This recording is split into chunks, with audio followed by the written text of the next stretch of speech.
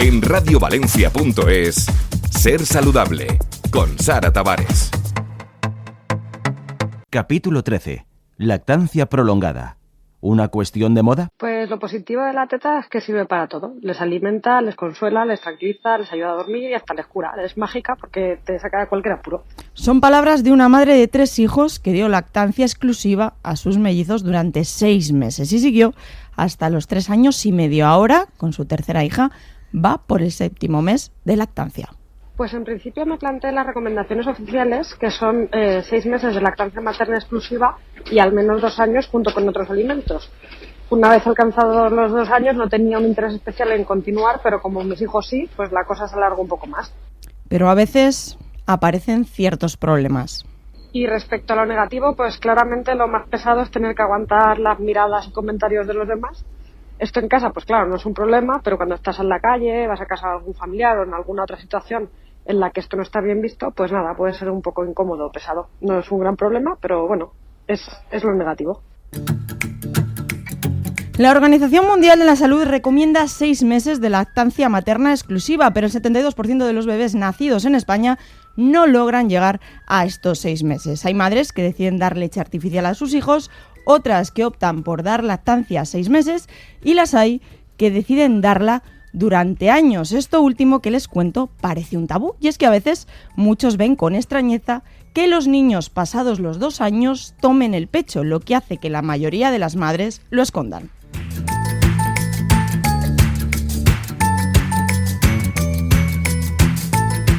Hoy queremos que conozcan los motivos que les llevan a las madres a continuar la lactancia pasados los 2 años, pero también queremos que conozcan qué les lleva a cumplir la lactancia de forma temprana o qué factores inciden en que la media española de lactancia materna se sitúe en niveles más bajos respecto a otros países europeos. Hoy quiero invitarles a emprender un viaje por algo tan apasionante como es la crianza de un hijo.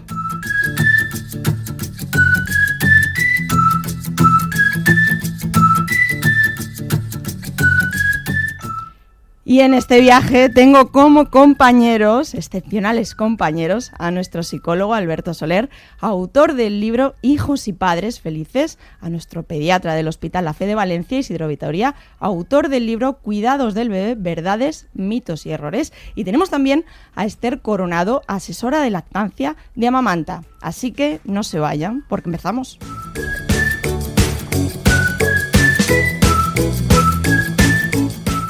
Por una parte, la duración media de la lactancia materna en nuestro país no supera los 3 meses y tan solo 1 de cada 3 niños alcanza los 6 meses. Alcanza los 6 meses, recibe exclusivamente lactancia materna. Por otra, tenemos a madres que esconden cuando deciden dar lactancia materna a sus hijos con más de 2 años. O sea, tenemos aquí un contrapunto. ¿Por qué? Esther, venga, empiezas tú. Bueno, realmente son infinidad la de pulsiones externas que se dan contra una madre, contra una mujer en general, eso para empezar. Cuando es madre, pues otra mochilita de críticas y presiones. Y cuando da pecho, pues tiene también su mochila de críticas y juicios particulares. Si hagan lo que hagan, la crítica va a estar ahí, la decisión que sea. Sí, entonces desde el momento en el que nace el bebé no se le suele poner fácil a la madre, no suele recibir, es complicado encontrar información y apoyo tanto del círculo que rodea a la madre, familiar, muchas veces, por desgracia, también de los pediatras, matronas. No vivimos en una cultura de la lactancia materna, entonces todo esto son mitos y prejuicios que tienen todas las madres cuando se convierten en madres. Alberto. Claro, es que aunque las cifras que hemos dado, por suerte han mejorado un poquito, es decir, sí que ha habido un incremento quizá de un 10%, es decir, ahora mismo las cifras de 2017, casi el 40% de los niños consiguen llegar a la lactancia materna exclusiva de 6 meses, es decir, ha habido un incremento respecto al 28% de 2011, pero aún así las cifras son muy preocupantes, y sí que es verdad lo que decía Esther, que hemos sustituido una cultura tradicional de la lactancia por una cultura de la alimentación o de la leche de fórmula, ¿no? Basada en lo que ahora vemos ya que son mitos, como la equipotencia o la equivalencia entre la lactancia materna o la lactancia artificial, cuando la mayor parte de sociedades médicas están de acuerdo en considerar que eso es una alternativa medicamentosa para aquellos casos en los que la lactancia materna no se ha conseguido establecer. Entonces, sumamos todos esos prejuicios que existen a nivel social, a nivel médico, con las dificultades prácticas del día a día, relacionadas, por ejemplo, con la conciliación. Es decir, no es casual que en nuestro país la lactancia materna exclusiva caiga en picado a los 4 meses. Casualmente coincide con las 16 semanas de permiso maternal. Es decir, son muchos factores los que se están sumando, factores sociales, factores culturales, factores de conciliación.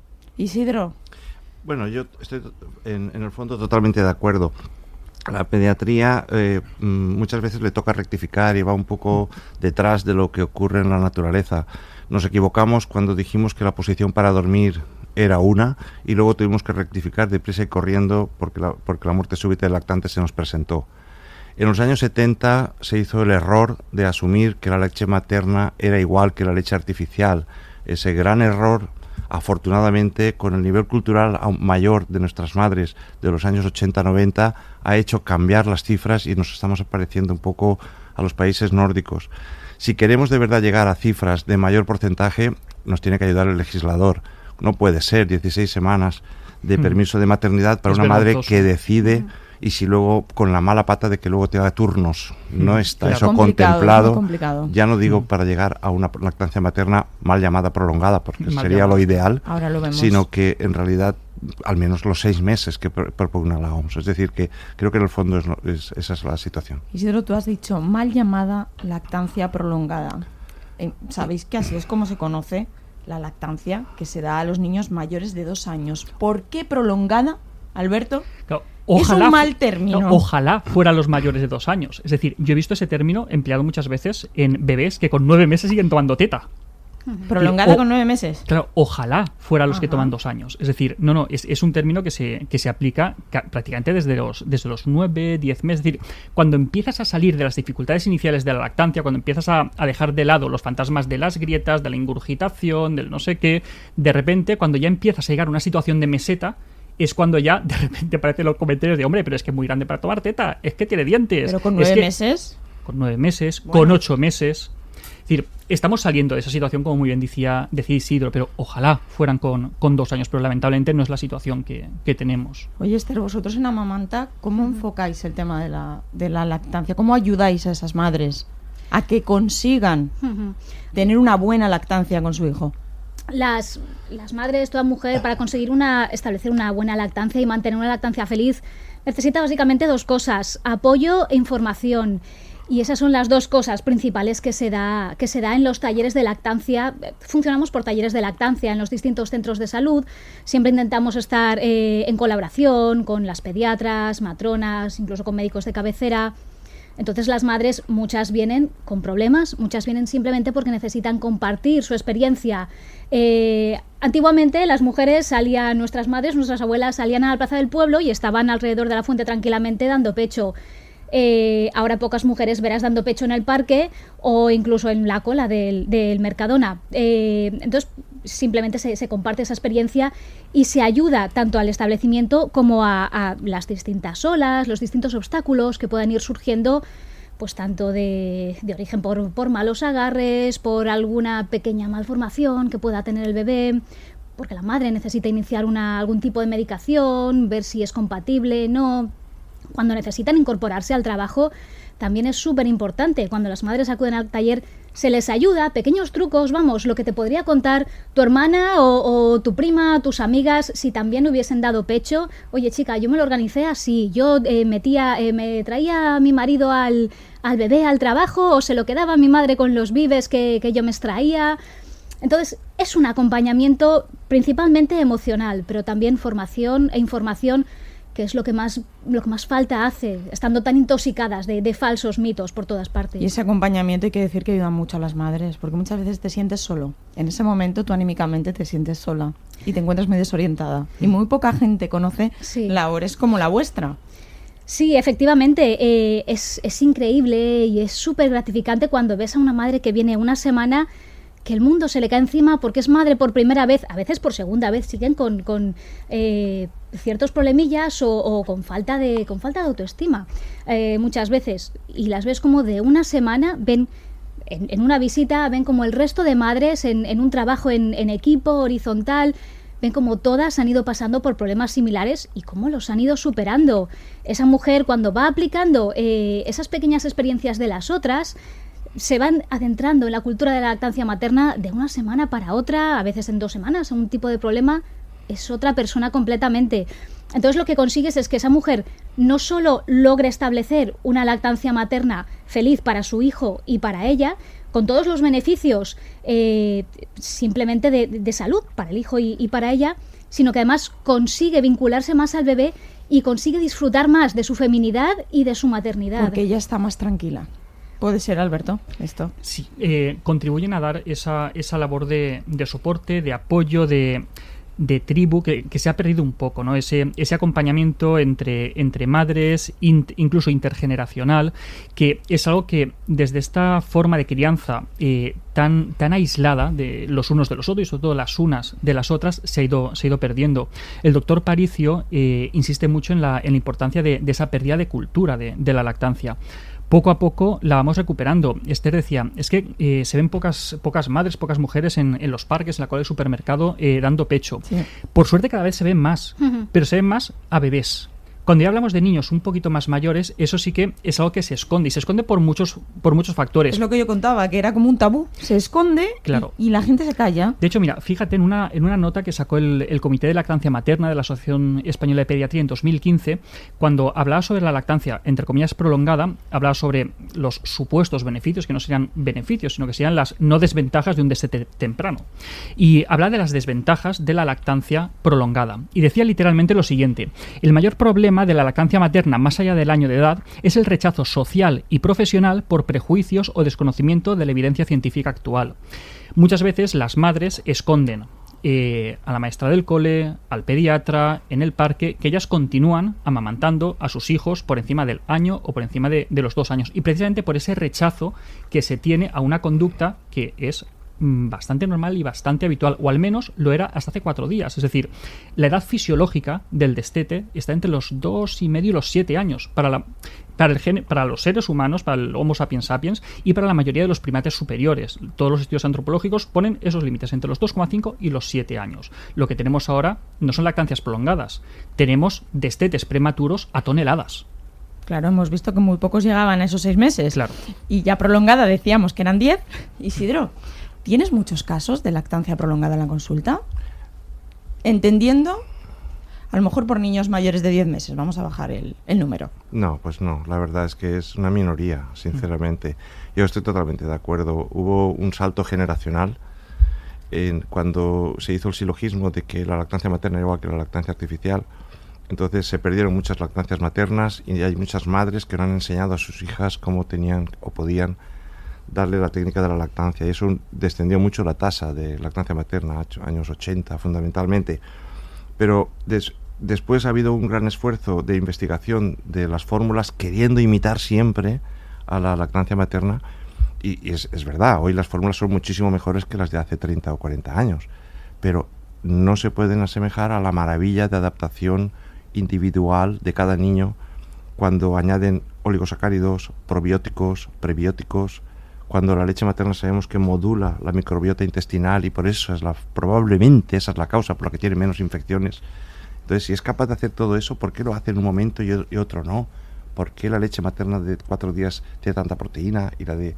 Pues son maravillas que luego la industria trata de acercarse, pero no puede ser, no puede igualarlo. Yo, por acabar, cuando una madre, como decía Esther, le pregunto si quiere darle de pecho y cómo lo tiene que hacer, si ha dado de pecho a otro hijo, le digo, ¿qué edad tiene su hijo? Pues tiene 8 meses o tiene ahora 3 años, le di de pecho hasta los 8 meses, le digo, mire, yo no tengo nada que explicarle, si quiere me explica usted cómo lo ha conseguido, ¿qué le voy a explicar yo a una madre así? Y en esos casos creo que hay que ser respetuoso con que la propia formación de la madre, con la ayuda muchas veces de asociaciones, pues ha logrado pues que esto vaya cambiando. Yo creo que va a ser así. Entonces estábamos hablando de sentirse señalado. Hay muchas madres que hagan lo que hagan, se sienten juzgadas. El caso es que aquellas que dan la lactancia más meses, vamos a bajar la cifra a la que ha dicho Alberto, más de 10 meses, se esconden. ¿Qué hacemos contra eso? ¿Cómo lo canalizáis todos vosotros de cada perspectiva? Aportando visibilidad, dando teta en la cola del centro comercial, animando a las madres a dar pecho en la reunión familiar, con los primos, con los suegros, simplemente aportando normalidad a lo que realmente es una acción biológica y normal. Es lo más importante, tenerlo como no, incluso en las reuniones de trabajo, animamos a las madres a que en la medida de lo posible, no es el entorno ideal para un bebé o para un niño, un entorno laboral, pero muchas veces los trabajos sí que permiten a reuniones puntuales. Sí, conciliar un poco. Exacto, en comercios, incluso muchas madres que trabajan en comercios pueden tener al bebé allí con ellas y están con él tranquilamente y pueden atender con el bebé al pecho. Entonces, sobre todo es aportar normalidad. Claro, a la hora de hacer frente al rechazo, a las críticas, siempre me gusta hacer una diferenciación que es muy importante, y es, por un lado, las críticas cuando provienen de familia o amigos, ¿no? del entorno social, o cuando provienen de personal sanitario. Cuando las críticas provienen de familia o amigos, yo siempre recomiendo bajar un poco el listón, ¿no? Es decir, no tenemos que ver cada interacción social como una batalla. Muchas veces hay una frase que me gusta mucho, ¿no? Que dice, hay que aprender a distinguir entre quién merece una explicación, quién merece solo una respuesta y quién no merece absolutamente nada. Me encanta. Entonces, muchas veces simplemente pues es un encogimiento de hombros o un ya, es decir, una respuesta evasiva, pero no tienes por qué ir sacando los papeles de la OMS en cada vecina del pueblo que te para por la calle, porque al final es que te vas a agotar. Entonces, tu tiempo y tu estabilidad emocional vale mucho más que eso. Pero cuestión diferente es cuando esas críticas provienen de personal sanitario, ¿no? Y por desgracia, todavía a día de hoy sigue siendo frecuente, y a mí en la consulta, y seguro que a vosotras también, y seguro que lo conoce, siguen habiendo profesionales sanitarios, enfermeras de pediatría, lo cual es más grave, pediatras, que siguen viendo la lactancia por encima de los 6 meses de exclusiva ya como un extra que tampoco pasa nada, ¿no? Entonces, ahí sí que es muy importante irnos, por ejemplo, a lo que es el código deontológico médico, ver cuáles son las obligaciones éticas que tienen los médicos. Por ejemplo, en el artículo 21 del código deontológico dice que es un deber el prestar a todos los pacientes una atención médica de calidad humana y científica. La parte humana, obviamente, no la podemos olvidar, pero tampoco la parte científica, lo cual implica la necesidad, la obligación ética, moral, pero también profesional de estar actualizado. El artículo 23 vuelve a insistir en respetar la evidencia científica. Es decir, tenemos que exigir a los profesionales sanitarios que todo consejo sanitario que den esté basado en la evidencia, no en los prejuicios a los que toda la población estamos sometidos. No es lo mismo ese juicio cuando proviene del entorno cercano que cuando proviene del entorno sanitario. Ahí sí que nos tenemos que poner mucho más serios y exigir una actuación de acuerdo con la evidencia científica que tenemos. Y si nos dan un consejo que a nosotros no nos encaja con la idea que teníamos, tenemos que pedir más información. ¿Y por qué me estás dando este consejo? ¿Por qué crees que yo debería retirarle el pecho a mi hijo? ¿O por qué me estás diciendo que no puedo tomar ibuprofeno porque esté dando teta a mi hijo? Como nos dijeron hace 4 días en la farmacia. Es decir, herramientas utilísimas como por ejemplo lactancia siguen siendo desconocidas para muchos profesionales sanitarios a los que les mencionas. Lactancia es un portal web diseñado por el equipo de pediatría del Hospital de Denia, a la cabeza del doctor José María Aparicio. Buenísimo. En el cual tienen un listado infinito de todos los medicamentos que actualmente se suelen utilizar en nuestro país, clasificados por principios activos y en función de la compatibilidad o incompatibilidad con la lactancia materna, además con un sistema de colores, de grados, de 0, 1, 2, 3. Es una herramienta que a día de hoy muchos profesionales siguen desconociendo. Es decir, los prejuicios que todos tenemos no deberían llegar al personal sanitario. Esa frase de ¿y todavía le das teta? ¿Cuántas veces las hemos escuchado? Si ya come macarrones. Si ya está comiendo sólido y todavía le das teta. Si eso es agua. ¿Cuántas veces la hemos escuchado esa frase? A mí me han llegado a decir, con semanas de vida de los bebés, bueno, ¿y cuándo le vas a dar biberones? ¿Cuándo empiezas con los biberones? Chico, lo que dice Alberto es cierto. Cuando esas críticas o esos juicios vienen de tu entorno social, bueno, pues según el humor que tengas ese día le vas a contestar de una forma u otra o vas a hacer oídos sordos. El problema es que muy a menudo, más a menudo que lo contrario, vienen de profesionales de la salud sin formación en lactancia. Entonces, las madres que están informadas que realmente son un pequeño porcentaje, porque ya hemos visto las cifras de lactancia materna exclusiva actualmente, son un pequeño porcentaje. Cuando a estas madres el pediatra le dice a los pocos días de nacer, no se da mucha confianza en la capacidad del niño y de la madre para lactar, bueno, pues vamos a empezar con biberones. Cuando se le intenta retirar la lactancia materna antes de tiempo, a los 4 meses, 5 meses, el problema es cuando esas madres no están formadas, no buscan otra información y pierden lactancias así. Sí, Isidro. Yo quiero defender a los pediatras. Esto no es Tengo así. una cosa para ti. Es que esto no es así. La Universidad de Barcelona. Lo siento, es que La a mí no me Universidad hace de falta. Barcelona ha introducido en el grado una asignatura pionera sobre lactancia materna. Me parece perfecto, ¿Te pero parece eso genial? no No, quiere a decir. mí me parece fatal. Es decir, No hace estamos falta. hablando que en pleno 2018, No hace por falta. primera Por vez primera en vez. toda España, hay una asignatura sobre lactancia materna. Sí. Yo creo que yo no- eso lo daba por hecho, pero me ha Esperar, sorprendido yo también. dudo que sea necesaria una asignatura sobre lactancia materna si se implica el profesional cuando se está estudiando y cuando hace el MIR. Nosotros hacemos cursos de lactancia materna, los pediatras, en nuestro MIR. Entonces eso no es necesario. Yo no me gusta ser tan categórico, y menos en un programa de radio donde no se me ven los gestos. Te ven. Pues me da exactamente igual. Te No voy a están viendo, opinar, nos no voy a están viendo opinar todos. a corto plazo sobre algo y tampoco desprestigiar nada que está sacado por otra universidad. ¿Quién soy yo? Yo lo que quiero decir es que quiero defender a los pediatras. Venga. Porque no me parece bien que se diga que la mayoría de pediatras, porque no es así, están diciendo que por qué no le da biberón. En absoluto. La mayoría de pediatras escuchamos, si podemos, porque tengamos tiempo, a los padres. Los pediatras, durante el MIR, hacemos un curso de 2 semanas De lactancia. sobre lactancia materna. 2 semanas es muy justo, ¿no? Es decir, Depende, porque para estudiar la meningitis estudiamos 3 días. 800 horas. Bien, Alberto, no vamos a hablar. No, Igual en algunas absoluto. personas en 2 semanas somos capaces de captar muchas cosas.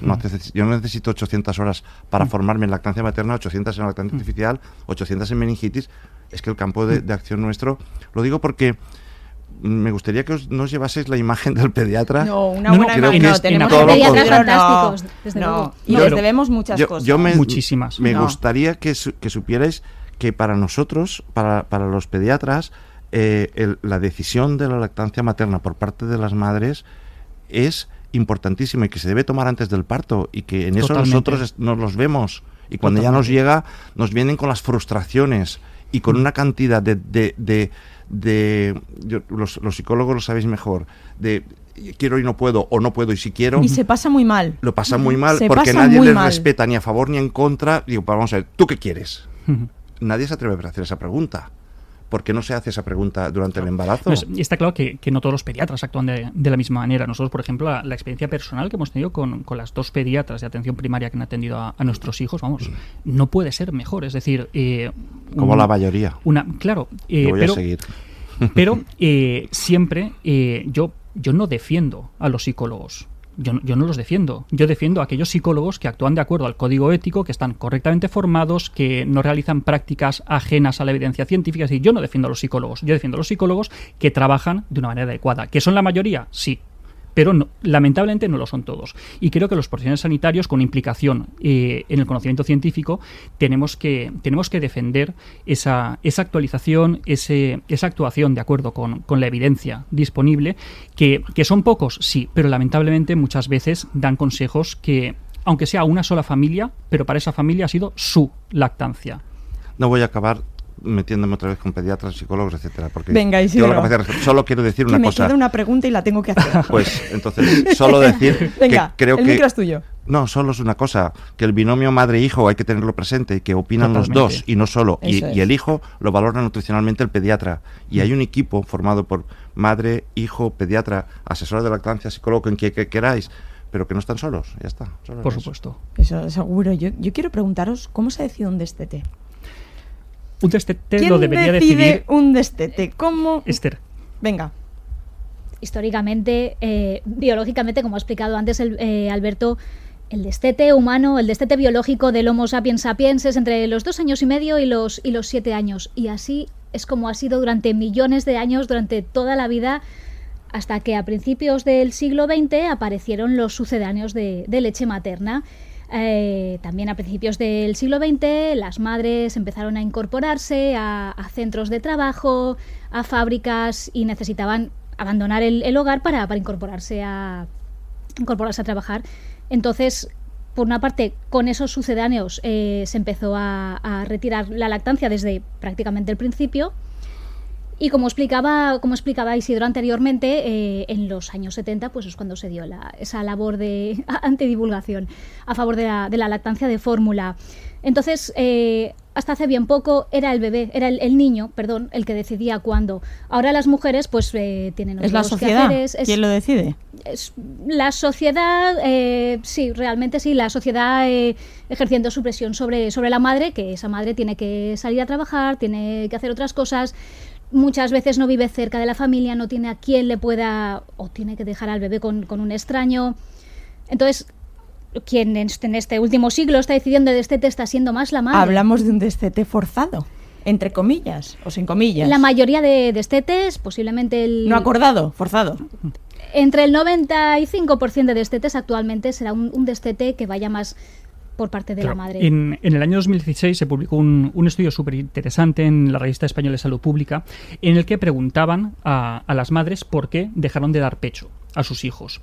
La mayoría respondían porque cada vez tenían menos leche. Otras respondían que se tuvieron que incorporar al trabajo, porque su hijo aumentaba poco de peso, porque no creyeron necesario continuar, por problemas con el pecho, porque fue doloroso, porque era incómodo hacerlo fuera de casa, porque era difícil encontrar tiempo. Todas estas razones que daban las madres, en ninguna de ellas se encontraba el quise dejar de dar el pecho. No era satisfactorio para mí, no era positivo para mi hijo. Son factores que pueden ser atribuibles al sistema sanitario, a la estructuración social o a la cultura del biberón o la no cultura de la lactancia que tenemos hoy en día. Pero como bien decía Esther, la mayor parte de los destetes hoy en día son por motivos o por factores ajenos al deseo de la madre o del bebé, que son los únicos que tendrían vela en este entierro. Isidro. Yo creo que es la pareja junto con el bebé quienes tienen que decidir cuándo se debe dejar el destete si nutricionalmente no hay ningún problema. En una frase, ¿qué les diríais a aquellas madres que nos están escuchando que han decidido continuar su lactancia, mal llamada prolongada, para que, si quieren, sigan haciéndolo?